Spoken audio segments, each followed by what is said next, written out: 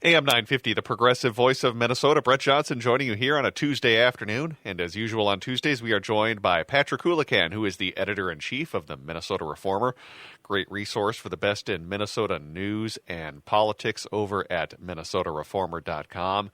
As we have a lot of topics to talk about today, including Ken Martin, possibly... Well, not just possibly, he is seeking to be the new chair of the DNC. We'll also be talking about some labor violations at food processing plants around Minnesota and the entire Midwest, plus some political news as well, including how it looks like the House of Representatives, which is evenly divided between DFLers and Republicans, are going to have a bunch of co-chairs in committees. What could possibly go wrong with that? So, Patrick, thanks so much for joining us on the show today. Always a pleasure.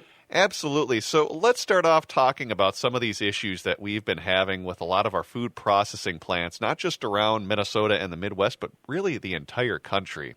Because there have been a number of stories about child labor law violations with food processing plants in the Midwest, including here in Minnesota. We have examples including Tony Downs Food Company in Medalia, Minnesota. We also have Wisconsin-based Packer Sanitation Services, who paid civil penalties to the U.S. Department of Labor's Wage and Hour Division for employing minor children in hazardous occupations at their meatpacking facilities, including one in Minnesota. Then between 2021 and 2023, a St. James, Minnesota-based area plant owned by Smithfield employed at least 11 children underage between the ages of 14 and 17. Well, now that meat processing plant Smithfield is set to pay a $2 million penalty to resolve that child labor compliance order with the Minnesota Department of Labor and Industry, which will end up being the largest child labor enforcement action in the history of this agency. So I guess my question for you would be, while this sounds significant in terms of this being the largest fine they've ever levied, if we look at the parent company of Smithfield, this is largely only going to be a drop in the bucket, correct?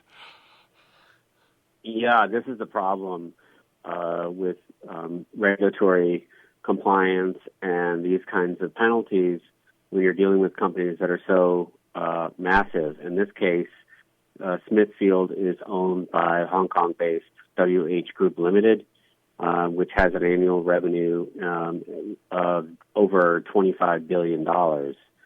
So if you think about a $2 million fine, and I'm glad the DLI, or Department of Labor and Industry, were able to get that penalty. But if you look at that as a portion of that company's bottom line, it's essentially a rounding error and not something they're going to feel at all. And I think you really got a sense for that from the press release that the company put out, which was really quite combative at times and said, well, we're not admitting any fault here, and but we are paying this because we don't want to deal with we want to put this behind us, essentially. And they claimed that the mistake was not theirs, and they used the federal government's E-Verify system, and that these children essentially had hoodwinked this massive company into hiring them.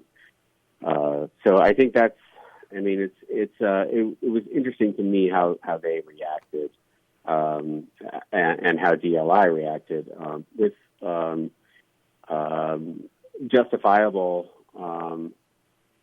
I think, sense of doing the right thing, but then the company responds by saying, really, this isn't even our fault, and we're not accepting blame, and we'll pay the $2 million when we take in $25 billion in revenue every year. Yeah, I mean, this doesn't look good if you have young teenagers working these very dangerous jobs. And even though, as you said, Smithfield was fined by this, they were very combative in their press release, and they're pretty much just putting the onus on this E-Verify system and even the kids themselves for lying on their application. So to me, at least, with that combative press release, even though they are facing this fine, it doesn't really seem like much is going to change in terms of their policies. They're just kind of throwing their hands in the air, it seems like, and saying, well, it's the E-Verify system that let us down, not anything we did wrong. It shows you how toothless regulation is in the face of this massive corporate power. And one of the great contradictions of this incoming Trump administration will be that on the one hand, they hate immigrants and want to deport them. On the other hand, they have no interest, I don't think, in regulating these big companies because they have such important financial ties, that is the Trump administration, to massive conglomerates.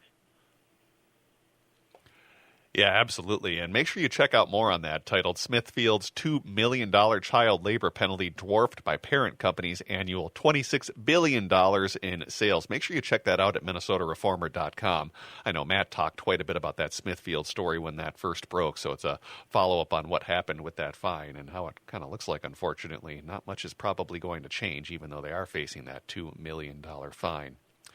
Switch gears now, and let's head over to the political realm. And I just have a couple of questions for you on this. And it has to do with a couple of races that are heading towards recounts for the Minnesota State Legislature. In fact, two of them are heading to recounts.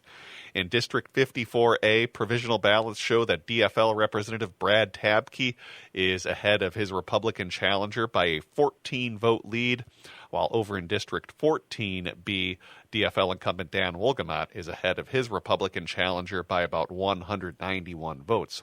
Now, especially as we look at that Tabke race and we say, well, that's only a 14-vote margin. Couldn't that change in recounts?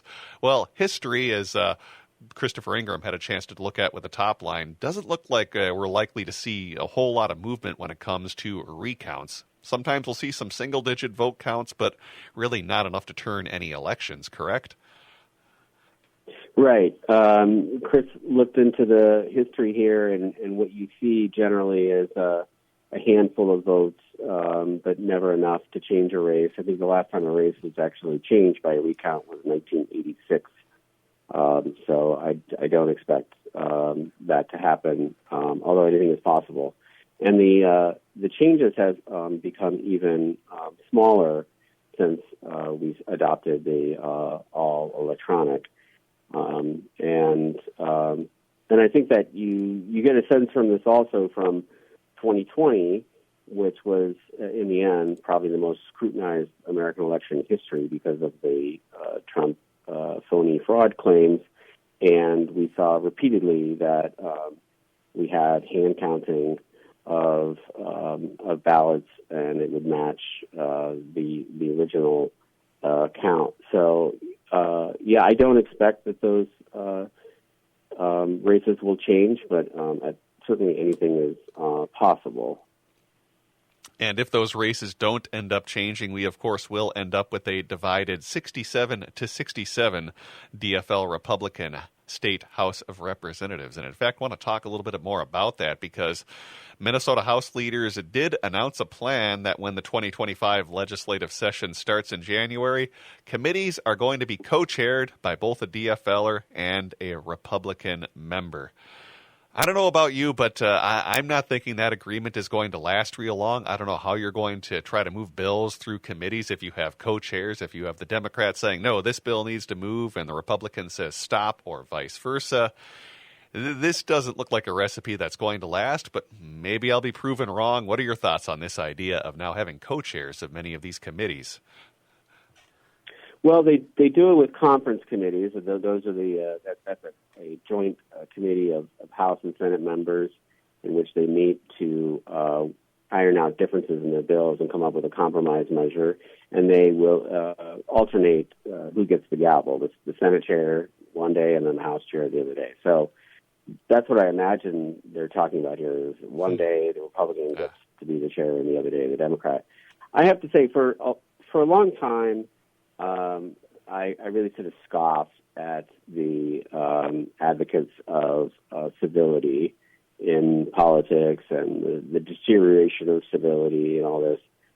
I come from a more maybe fractious and confrontational style of political debate, and I thought that was fine. But I do think that the past decade have shown the value of civility in politics because we just completely lost all of it due to the president-elect and his behavior. And so I'm actually eager to see this 67-67 Minnesota House and see how whether or not our national reputation for civility here in Minnesota, sometimes called Minnesota Nice, how well it will make this 67-67 tie function. I think if nothing else, it forces Republicans and Democrats to see each other maybe as just a little bit human, but we'll see. Yeah, I'm a little more pessimistic on it. I'm with you that it would be nice to see this work out, but I could even see some disagreements if they're talking about alternating which days a party is able to control those committees. I could see one saying, well, wait a second, why do they get the odd days and we get the even days? Since typically in odd day or in months with an odd number of days, whoever has the odd number will get one extra day. I could see something even happening with that, but we'll see. I hope to be proven wrong. As you said, it would be a nice example to set for the rest of the country, but it's going to be interesting to see coming up in January of 2025. All right, one area I know where they could find an area of compromise would be talking about online sports betting. And you recently wrote a column talking about how legalizing online sports betting, maybe not the best idea, and in fact, we maybe should be a little thankful for the fact that it didn't pass during the last session. And I want to go to your column where you quote your father as saying, "I'd rather be lucky than good," as you were talking about the fact that online sports gambling was not legalized in Minnesota last session. So do you think that failure to pass sports betting legislation last session was really pure luck, or might have there been some political dynamics at play that prevented that from getting passed? And could it actually happen coming up in this session now that we have that evenly divided House? Yeah, with the Democratic or DFL trifecta was very clear at the get-go that any kind of expansion of gambling and sports gambling in particular in this case was going to require the okay of our tribal nations, who at this point have most of the gambling market. And the tribal nations, I think, are somewhat ambivalent about moving forward on sports gambling. But as it happens, as I tried to argue, whether or not it was by choice or not, the fact that we don't have legalized gambling has probably saved a lot of Minnesotans a lot of money. And we know this because we can look at other states. Since the Supreme Court decision in 2018 that struck down a federal law that prevented states from passing legal gambling, a lot of states have passed it. I think it's like 39 maybe, and including a lot of our neighbors. And we already have plenty of research now on states that have legalized sports gambling, especially online sports gambling, where you essentially have a casino in your pocket at all times, and those that have not. And the risks, the financial risks in those states are really quite high. People are more likely to have really bad financial outcomes, including a noticeable rise in personal bankruptcies. And, I mean, this is the scariest one of all. We're seeing an increase in domestic violence in states with online sports betting. Now, even though it's not legal here in Minnesota, people say, well, you can go find it offshore, and you can. But the reality is that in the states where it's legal, more people are playing, and it's especially what I would consider to be a vulnerable population, like young men. And I don't think that we need to be giving them a sports book and putting it in their pocket to be walking around and the opportunity to make bets 24/7. You can read more about that in Patrick's column on online sports betting, again, over at minnesotareformer.com. One more topic to get to you with, and that has to do with Ken Martin, who is the current chair of the DFL here in Minnesota. As he has announced, he is going to be running for the national Democratic chair. He wants to be the DNC chair. So I'm curious what your thoughts are on Ken Martin and possibly his chances. I know he does have a number of endorsements, and he can also point to the resume that he has in the state of Minnesota, as the DFL has put up some pretty massive fundraising numbers during past election cycles. We can also point to the fact that Minnesota does have a statewide winning streak for Democrats that dates back to 2006. So I'm curious how you think his resume plays out with national Democrats and whether he has a chance to become the chair of the DNC. At least as I kind of look at it, I know he's run into many of the other issues that Democratic chairs around the country have run into, where they've lost rural support but have very much gained in metro areas. But what are your thoughts on Ken Martin now seeking the chair of being the DNC? I would think he has a good shot at it. Even though he is Minnesota-based operative, he has strong ties to the national party. He is currently a vice chair. He's been the president of the State Party Chairs Association. So he's done a lot of traveling.